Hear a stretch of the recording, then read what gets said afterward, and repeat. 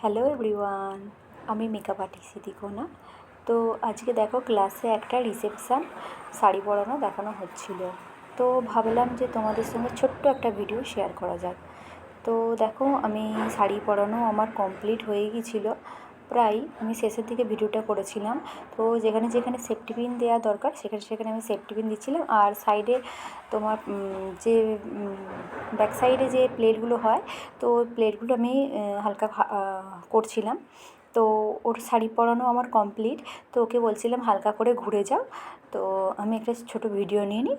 তো আমার ফুল দেখো পা থেকে মাথা পর্যন্ত, তোমরা দেখো, দেখে বলো যে কেমন হয়েছে। তারপর ওরা নিজেরা প্র্যাকটিস করছিল।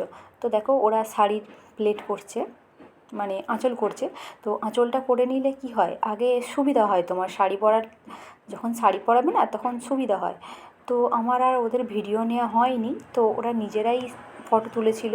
তো ওখান থেকে ফটো নিয়ে আমি পোস্ট করলাম।